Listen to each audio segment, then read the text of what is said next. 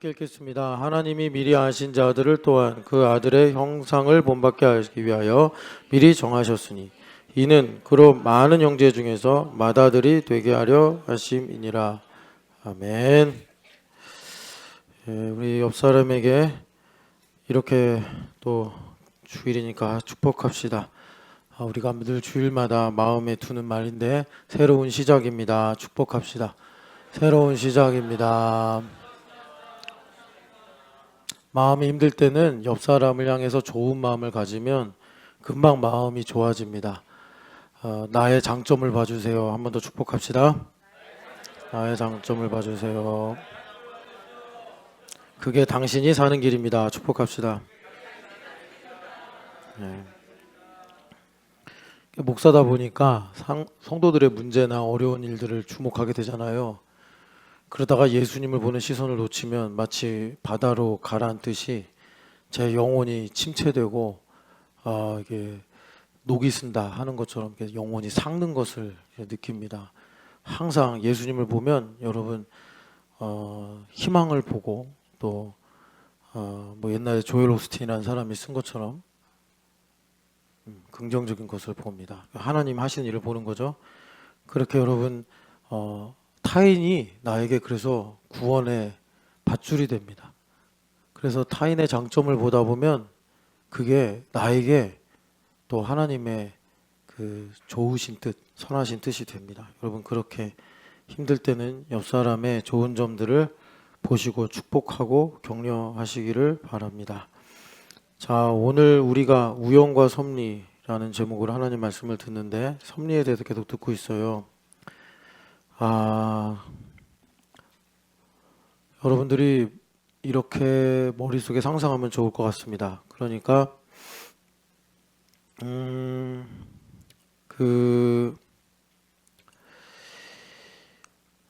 우리가 섭리하에 산다라는 것은 그 생태계 속에 사는 겁니다. 그런데 그 어떤 과학자분이 요즘에 이제 기후가 점점 변하고 그 통계적으로 보면 이제 기록이죠. 기록으로 보면 우리나라는 이제 아열대 기후랍니다. 식물도 그렇게 변했고 그래서 러브버거 같은 애들이 왜 우리나라에서 원래 산둥에 있는 벌레들인데 왜 우리나라에 오냐면 옛날에도 왔대요. 왔는데 기후도 안 맞고 먹을 게 없어서 왔다가 그냥 뭐 몇 마리 왔다 죽고 막 그랬나 봐요. 그런데 이제 기후가 맞는 거예요.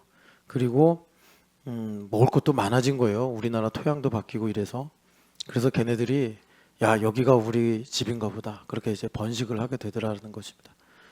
그래서 뭐 식물도 그렇고 벌레들도 그렇고 이제 우리나라가 뭐 명실상부 이제 아열대 기후가 됐다. 그러니까 저가 중고등학교 때는 아열대 기후는 저 밑에 지방이었는데 이제 우리나라가 아열대 기후가 됐다. 근데 이런 변화가 그냥 변화로만 그치는 게 아니라 이제 위기가 되는데 그 위기인 것은 왜냐하면 그 생태계를 그물로 많이 설명하더라고요, 과학자들이. 그래서 옛날에는 생태계 그물이 모기장처럼 촘촘했다는 겁니다.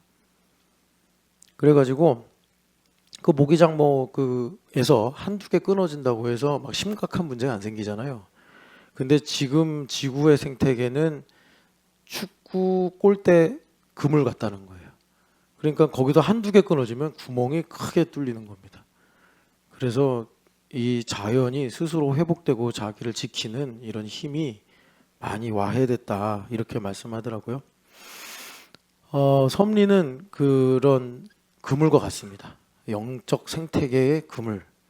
그래서 그물이 얼마나 촘촘하냐, 그 그물이 축구장 그물처럼 듬성듬성 있냐, 이게 이제 우리의 삶을 결정한다. 다시 말해서 열매라든지 또 믿음의 고백이라든지 또 하나님의 은혜라든지 이런 것들을 우리에게 좌우하더라. 여러분 그 그물같이 모기장같이 하나님의 섭리가 촘촘해진다면 어떻게 되겠습니까? 뭐 우리가 이제 피부로 느끼기는 자유롭지 못한 거죠. 자유롭지 못한 거예요. 그런데 그물이 그냥 듬성듬성해요. 그런 걸로 여러분 그 바다에 고기를 잡는데 그물로 우리 아이들이 이제 그 저기 어디냐 계곡을 가니까 고기를 잡고 싶은가 봐요. 그래서 저번에 그 운악산 갔을 때는 그물이 없었어요. 설마 뭐 고기가 있겠어 이렇게 생각을 해서. 근데 고기가 꽤 있는 거예요. 그러니까 아이들이 고기 잡겠다고. 근데 그 강에 사는 민물고기가 엄청 빠르거든요. 그러니까 손으로는 도저히 못 잡아요. 그랬는데 그 석유가 그 모자가 이 그물로 된 모자인 거예요. 여름용 모자라서 그걸로 제법 잡더라고요, 애들이. 뭐 조그만 물고기지만. 예. 그러니까 주님께서 천국은 바다에 그물을 치고 고기를 모으는 것 같다 이렇게 말씀했잖아요.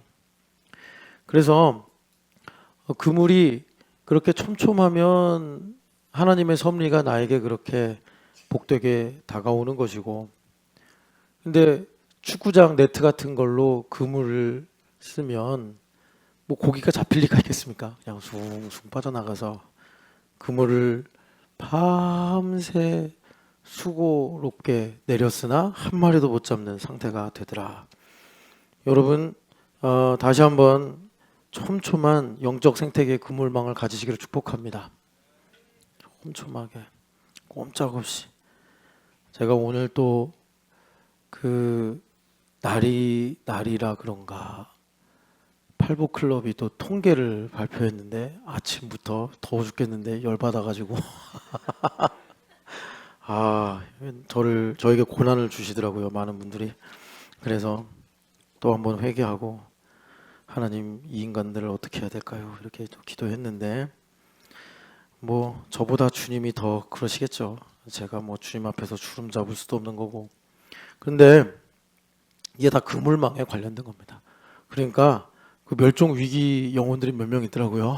그물망에 그물이 뻥뻥 뚫려서 이거 멸종되겠는데 이러다가 여러분 그 팔보클럽에서 혹시 그 멸종 위기 정도를 보시면 오늘 좀 많이 좀 불쌍히 여겨주세요. 너 멸종하면 어떡하냐 이러면서 천연기념물로 지정해 주셔가지고 좀 보호 좀 해주세요. 여러분 많이 축복해 주시고 뭐 누구라고는 얘기는 안 하겠습니다. 궁금하신 분들은 팔보클럽에 있는 사람들한테 그 이미지 좀 공유해 주세요. 저 기도할게요. 이렇게 해가지고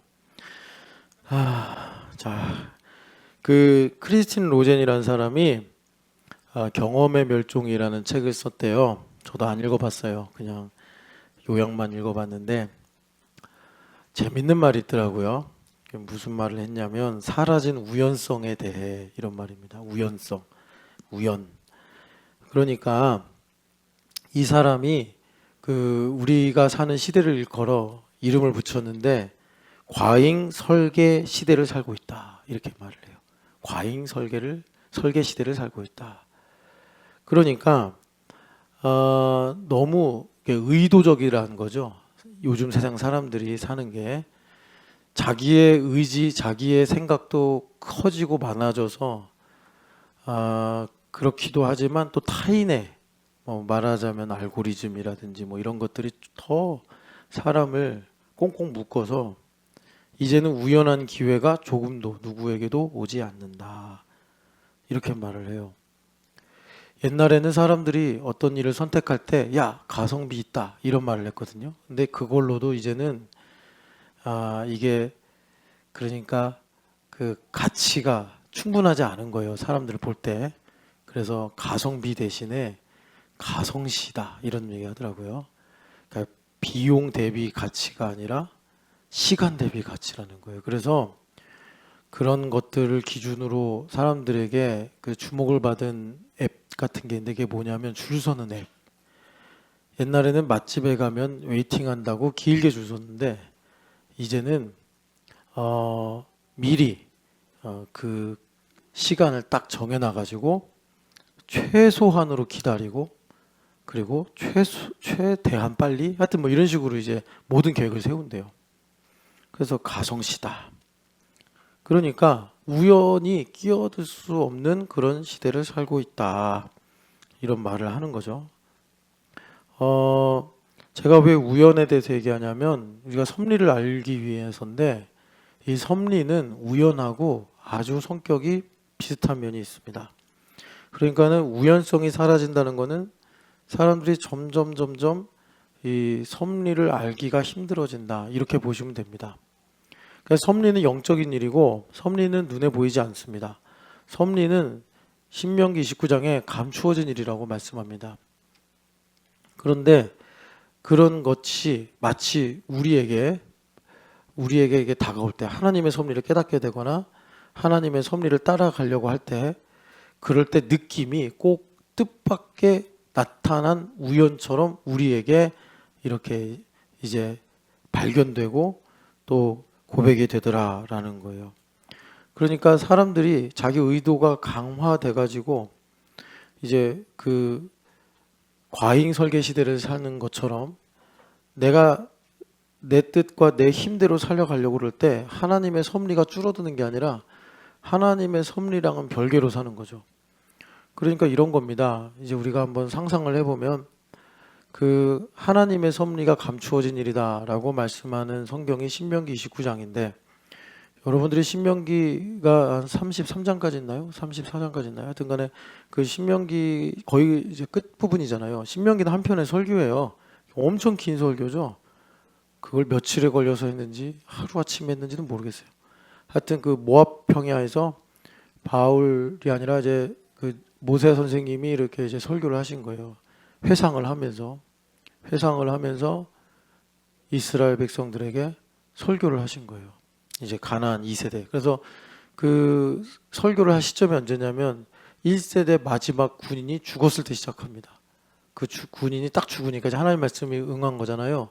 그래서 그때부터 모세 선생님이 설교를 시작하십니다. 그래서 그 모세오경 같은 경우 여러분 그 원래 히브리어식의 제목을 알면 좀 더 모세오경의 각권의 본질을 알 수 있다. 그렇게 한번 몇 번 말씀드렸잖아요.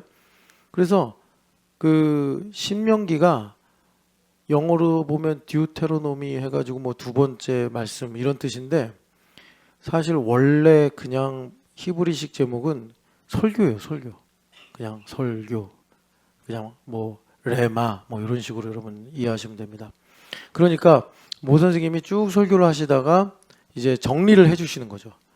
그 일타 강사들은 쭉 강의를 하고 요약, 핵심 뭐 이런 거 잊어버리면 안 돼 하면서 정리를 해주듯이 축복하기 전에 이제 모 선생님이 정리를 해주시는데 그게 뭐냐면 나타나는 일은 우리에게 속한 것이요 감추어진 일은 하나님께 속한 것이다 해서 너희들이 지난 40년을 쭉 돌아보면 하나님의 섭리를 알 수 있다. 그 섭리가 우리를 여기까지 인도한 것이고 그리고 가나안 땅에 들어가게 할 것이다. 이렇게 이제 결론을 맺고 계시는 거예요. 그런데 그 감추어진 일이라는 게 뭐였냐 봤더니 가데스 바네아에서 가나안 땅 들어가라 했는데 이스라엘 백성들이 못 들어갑니다 해가지고 거역했단 말이에요. 그 일로 너희들이 40일 정탐을 했으니 40년을 방황할 것이다. 그래서 그 이후에 38년을 광야에서 쭉 방황을 해요. 그 광야에서 방황한 이야기가 민수기란 말이에요. 민수기. 그런데 그 가나안에 못 들어간 사람들은 방황이고 가나안에 들어간 사람들은 믿음의 행진이 된 겁니다. 그게 그런데 동시에 같은 공간 같은 시간에 이루어진 거예요. 그러니까 섭리는 그런 성격이 있는 것입니다. 그래서 민수기에 보면 많은 일이 있었죠. 여러분 그 보시면 뭐 미리암과 아론의 반역도 있었고 고라의 반역도 있었고 다단과 아비람 온의 반역도 있었고 또 전체의 반역도 있었고 또 뭐 여러 가지 물이 없다 빵이 없다 뭐가 없다 해가지고 뭐 하여튼 불평 원망하는 일들 원망하다가 불뱀한테 물려 죽은 일들 뭐 이런 일들이 쭉 있어요. 그런 일들이 쭉 있어요. 그런데 거기서 이제 감추어진 일이라는 뭐냐면 이런 겁니다. 이제 그런 여러 가지 위기 속에서 정말 불뱀에 물릴 뻔하거나 아니면은 원망하고 불평하면서 저 진 뒤에 떨어진 사람들 있잖아요. 그때 한번 하나님께서 그 원망하니까 어떻게 했어요? 하늘에서 불을 내려가지고 다 태워버렸잖아요. 끝에서 원망하던 사람들. 내 바로 뒤에 있는 사람까지 태워 죽은 거야. 이런 일들. 예. 그러니까 하나님께서 들어가게 할 사람은 우연히라도 들어가게 하시는 거예요. 우연히라도. 예. 이게 섭리라는 겁니다. 내가 뭐 믿음이 좋아서 내가 뭐 하나님 앞에 거룩해서가 아니라 하나님의 섭리를 우리가 이제 깨달아서 피부로 실감하는 느낌을 말하자면 바로 이런 거죠. 우상 금송아지에게 막 이제 절하고 춤추고 좋아하다가 하나님께서 안 되겠다 해가지고 레위인들이 하나님께 헌신해서 진을 횡으로 쫙 가로지르면서 자기 민족을 심판하는 일을 했잖아요. 칼로 죽이는 일이죠. 그때 나도 사실은 그 분위기에 휩쓸려서 정신 없었는데 정말 이 한 걸음 차이로 생가사가 나뉜 거예요. 예. 이런 우연인 듯한 하나님의 섭리가 우리의 삶에 있는데 내 생각, 내 의지, 내 계획이 강하면 하나님의 섭리가 줄어들거나 기능을 못하는 게 아니라 나와 상관없이 멀어져서 우리가 그 섭리랑 다르게 이제 살아가게 된다. 그래서 여러분 그 크리스틴 로젠이라는 사람이 경험의 멸종이다라고 하면서 진정한 경험이 없다라는 거죠. 다 만들어진 경험, 계획된 경험 다 이렇다는 건데 이런 거죠. 우리가 요즘에 챗GPT 너무 생산성 좋다 이렇게 얘기하지만 그 편리함이 사실은 뭐 왜 그런 AI에 대해서 경고를 하는 거죠. 편리한데 특이점을 지나면 그 편리함이 우리를 사실 제한하고 있단 말이에요. 그죠? 거의 쇠창살 같은 강제성을 가지고 제한을 하게 되더라. 그래서 여러분 뭐 여러 가지 또 고민이 있고 또 실제로 맞닥뜨리면 참 골치 아픈 일이긴 한데 날 봐요, 날. 날 보시라고. 그러니까 얘네들 스마트폰 못 쓰게 하는 게 그런 거죠. 그래도 우리는 좀 더 싱싱한 게 저는 대학교 때 그 삼성 애니콜이 나왔거든요. 그러니까 제대 선물로 어머니가 야 제대 축하한다고 애니콜 사주셨단 말이에요. 그것도 최신식이 뭐냐면 전화가 오면 16가지인가 8가지 색깔로 반짝거린다고. 지금 생각하면 뭐 우스운 전화기인데 그랬단 말이에요. 저 대학교 1학년 때는 애들이 저는 삐삐를 안 썼어요. 뭐 연락 올 때도 없고 뭐 귀찮기도 하고 그래서 근데 삐삐고 녹음한다고. 그래가지고 음악 틀어놓고 막 안녕하십니까 막 이런 거 이상한 거 하고 막. 근데 다 웃긴 일 돼버렸잖아요. 그래서 우리는 그래도 옛날에 동전 가지고 공주전화 박스 가서 전화하면서 뭐 되니 안 되니 막 이런 얘기도 하고. 요즘 애들은 다 스마트폰이에요. 스마트폰. 그러니까 막 카톡 읽었냐 안 읽었냐 막 이런 걸로 막 뇌가 쪼여들고 스트레스 받아. 그러니까 편지를 써. 좋아하는 남자친구가 있으면 편지를 쓰라고. 핸드폰 사달라고 그러지 말고. 김담비 알겠어? 누구지? 임예준 알겠어? 편지를 쓰라고 편지를. 그리고 그리워하면 되잖아. 임예원 그리워하면 되잖아. 너 왜? 뭐 너 남자친구 있어? 없잖아. 그지? 그래야지 너희들이 자유롭게 마음을 지키면서 살 수 있단 말이에요. 음악도 마찬가지죠. 옛날에는요. 종로 1가부터 5가까지 걸어가면 그때 뭐 극장들 많았잖아요. 옛날에 그 멀티플렉스 생기기 전에 다 종로로 가서 영화 보고. 그러면 종로 1가부터 5가까지 리어카가 쫙 있었어요. 그래가지고 거기 걸어가면 맨날 그냥 그달의 히트곡들 모인 스테이블을 팔았단 말이에요. 그럼 그거 듣다가 사고 뭐 이런단 말이죠. 레코드 가게 앞에 지나가다 보면 이거 좀 못 듣던 음악이네. 그럼 들어가서 사고. 그런데 지금은 어때요? 이게 네 취향이야. 그래가지고 계속 그 취향만 우리한테 강요하잖아요. 이것만 들어야 된다고. 그것만 들어야 된다고. 그러니까 우연성이 사라진다고. 우연성이. 그리고 우리가 지금도 쇼핑도 여러분 내 돈 내고 내가 사는 것 같죠. 그거 완전히 착각하는 겁니다.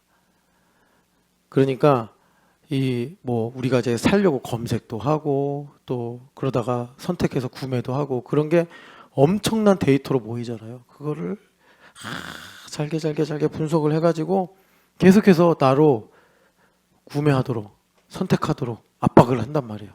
근데 우리가 마치 원숭이 같이 조삼모사 모르고서 그냥 내가 사는 줄 알고 할부로 사고 또 결제하고 그러고 있단 말이에요.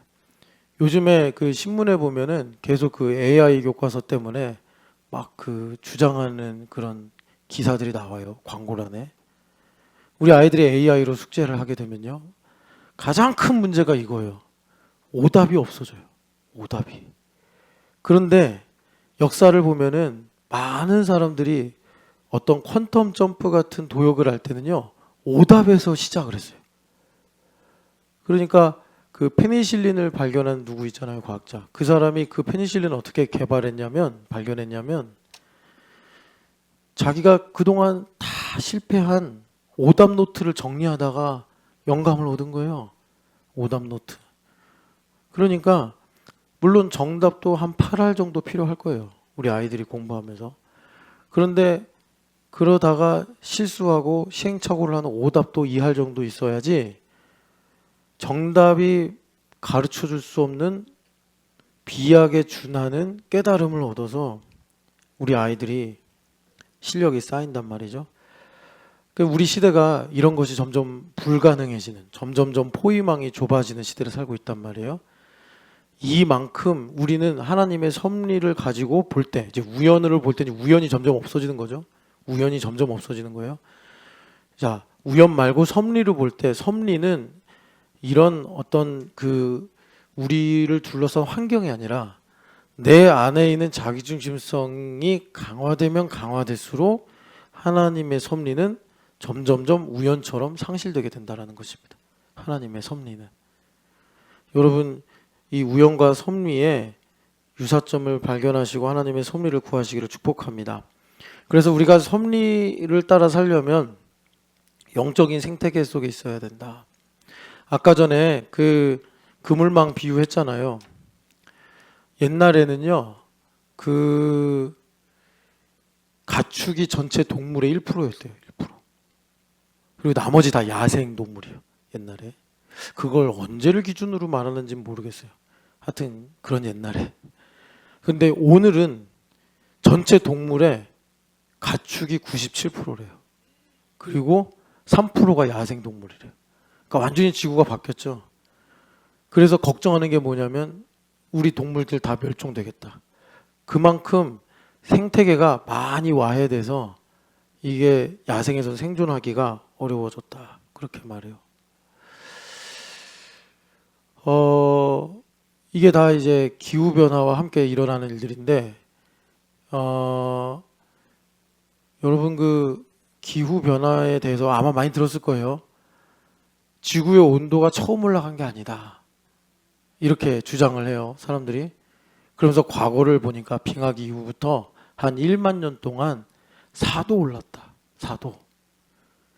그리고 지금 우리가 이렇게 막 40도까지 올라가고 올해 세비야에서는 47도까지 올라갔대요. 스페인의 세비야에서. 그런데 세비야가 습하대요. 저 세비야 가본 적이 없는데. 그래서 체감이 50도가 넘었대요. 와, 세비야는 놀러 가지 마세요. 근데 여하튼 간에 그렇게 지금 그 기후변화가 이렇게 막 우리에게 고통스럽게 하는데, 100년간 이제 1도 올라간 게 이 정도래요. 100년간 1도 올라간 게. 산업혁명 이후로 1도. 그런데 전자는 1만 년 동안 4도 올라간 거고, 지금 우리는 100년 동안 1도 올라간 거잖아요. 자, 그래서 수학으로 막 계산해봐요. 그럼 어떻게 되죠? 100년 동안, 그러니까 4만 년 동안 1도 올라간 거를 시속으로 말하자면 예를 들어서 100km다. 100km로 달리는 거다. 그러면 100년 동안 1도 올라간 거는 2500km로 달리는 거예요. 그러니까 이게 4도냐 1도냐의 문제로 보면 안 되고 상대성을 고려해서 봐야지 이게 얼마나 심각한 문제인가를 우리가 알 수 있다. 그렇다는 거예요. 자, 제가 섭리는 영적인 생태계 속에 사는 것입니다. 라고 말씀을 드리면서 동시에 지금 우리가 살아가는 이 시대가 주님께서 하늘을 보고 날씨를 분간하라 했으니까 하늘이 우리가 예측할 수 있는 가장 좋은 대표성 있는 그런 자연이잖아요. 그런데 하늘만이 아니라 바다도 산들도 모든 동물들도 다 우리한테 지금 이 시대를 분별하라고 외치고 있는데 우리가 귀 닫고서 그냥 에어컨만 신나게 빵빵 틀고 그러고 살면 안 된단 말이에요. 시베리아가 왜 38도까지 올라가는지 우리가 알아봐야 된단 말이에요. 그러니까 하나님의 섭리를 알고 살아야겠구나. 하나님께서 나의 삶에 우연인 듯 개입하셔서 보이지 않는 손으로 나를 이끌어가시고 보호하시고 지키시는 그 섭리 하에 살아가야겠구나. 우리가 그것을 좀 봐야 된다는 거예요. 자, 전도서 8장을 보시면 우리가 섭리라는 것에 대해서 좀 더 참고하기 위해 전도서 8장을 봅시다. 전도서 8장 보면은 16절, 17절 같이 읽어보겠습니다. 내가 마음을 다하여 지혜를 알고자 하며 세상에서 행해지는 일을 보았는데 난 밤낮으로 자지 못하는 자도 있도다. 또 내가 하나님의 모든 행사를 살펴보니 해 아래서 행해지는 일을 사람이 능히 알아낼 수 없도다. 사람이 아무리 애써 알아보려고 할지라도 능히 알지 못하나니 비록 지혜자가 아노라 할지라도 능히 알아내지 못하리로다. 아멘. 우연을 누구도 계획할 수 없죠. 우연을 누구도 예측할 수 없죠. 그러면 우연이 아니죠. 똑같아요. 여기 보면 솔로몬이 전도서의 저자라고 알려졌는데 솔로몬 하면 전무후무한 지혜를 받은 사람이잖아요. 솔로몬이 고백하는 거예요. 아무리 살펴봐도 하나님의 감추어진 일은 알아낼 수가 없다. 라고 지금 솔로몬이 우리를 대표해서 말씀해 주는 것입니다. 아무리 내가 뭐 전도서 1, 2장에 나오지만 집도 지어보고 책도 써보고 식물도 연구해보고 다 해봤는데 여기 17절에 말씀하는 것처럼 아무리 살펴보고 해도 하나님의 섭리를 알아낼 수가 없다. 이렇게 말씀해요. 11장도 한번 가서 보세요. 11장 4절 6절 우리가 지금 섭리하에 살아가야 하는데 전도서 기자가 모르겠다. 자, 4절부터 풍세를 살펴보는 자는 파종하지 못할 것이요 구름만 바라보는 자는 거두지 못하리라. 바람의 길이 어떠함과 아이벤 자의 태에서 뼈가 어떻게 자라는지를 내가 알지 못함 같이 만사를 성취하시는 하나님의 일을 내가 알지 못하느니라. 너는 아침에 씨를 뿌리고 저녁에도 손을 놓지 말라. 이것이 잘 될지 저것이 잘 될는지 혹 둘이 다 잘 될는지 알지 못함이니라. 아멘. 똑같은 말씀이에요. 하나님의 섭리를 자연현상에 비유해서 보이는 것도 있지만 자연현상 중에 보이지 않는 것도 있죠. 그런 것처럼 하나님의 영적인 일인 섭리는 우리가 알 수가 없다라고 지금 솔로몬이 우리에게 말씀하고 있는 거예요. 자, 그러면 지금 전도서는 그래 이제 섭리를 알 수 없으니까 포기하자. 에라 모르겠다. 그냥 밥 먹고 재밌게만 살자. 여러분 그렇게 들으시면 안 됩니다. 수사적으로 들으셔야 돼요. 그러니까 전도서에서 이런 말 합니다. 해 아래에서 좋은 게 뭐냐. 그냥 열심히 일해가지고 월급 받아서 저녁에 아내랑 맛있는 거 먹고 사는 게 행복 아니냐. 그렇다고 그러면 그 행복을 놓고 살아야겠다. 그러면 전도서가 말하는 대로 헛되니 이렇게 됩니다. 전도서의 이 솔로몬이 하는 말은 뭐냐면 지금 우리가 이렇게 이중부정과 같이 알 수가 없다라고 말하는 이 섭리를 알아야 한다. 이걸 강조하는 거예요. 하루를 수고하고 일당을 받아서 저녁에 가서 가족들하고 맛있는 걸 먹는 그 이치를 너가 알고 살아야지 허망하지 않고 그것을 지키며 살 수 있다. 그것만 갖고 살면 그걸 잃어버린다. 바람 잡는 것처럼 놓치게 된다. 그러니까 내가 왜 일을 하고 내가 왜 일당을 받고 내가 왜 가족들과 함께 저녁을 맛있게 먹을 수 있는지 하나님의 섭리를 알고 살아야 된다라고 지금 전도서 기자가 말씀하는 거예요. 그러니까 아까 전에 우리가 8장에서 읽은 대로 11장에서 읽은 대로 섭리를 도저히 모르겠다라는 말은 뭐예요? 그러니까 반드시 알아야 된다라는 것입니다. 반드시 알아야 되는데 그러면 반드시 아는 방법이 뭐냐? 12장에 보니까 창조주를 기억하라 이렇게 말씀하셨고 그리고 12장 마지막에 보면 13절 14절 같이 읽어보겠습니다. 이래 결국을 다 들었으니 하나님을 경외하고 그의 명령들을 지킬지어다. 이것이 모든 사람들의 본분이니라. 하나님은 모든 행위와 모든 은밀한 일을 선악간에 심판하시느니라. 아멘. 그래서 창조주를 기억하라. 무슨 말이에요? 하나님을 경외해라 라는 말입니다. 그러니까 이게 무슨 말이냐면 이것입니다. 여러분 그 성경에 복에 대해서 많이 말씀하는데 우리가 복 그러면 다 내가 필요한 것만 생각하니까 복의 근원이신 하나님하고 점점 멀어지는 거예요. 이게 참 이상한 일인데 복 그러면 하나님하고 가까워져야 되는데 우리가 흑암에 굴절된 삶을 살다 보니까 복 그러면 복의 근원인 하나님하고는 정반대로 가는 상황이 생겨요. 그래서 시편 1편에 제일 먼저 복에 대해서 선언하면서 복 있는 자가 어떤 사람이냐라고 말하기를 시냇가에 심기워진 나무다. 성경에 보면은 시냇가에 심은 나무다 이러는데 그게 수동태예요. 그러니까 심기워진 나무다 이렇게 번역을 해야 되는데, 여러분 매번 말씀드리지만 이스라엘에는 시내가 없습니다. 홍제천 이런 거 없단 말이에요. 지하수만 있어요. 지하수. 그러니까 지하수가 흐르다가 주님께서 말씀하시기를 분천과 샘이 있을 것이며 이렇게 말씀한 거예요. 그러면 이 지하수까지 복받은 사람은 어떤 사람이냐? 뿌리를 깊이 내린 나무와 같은 인생이더라.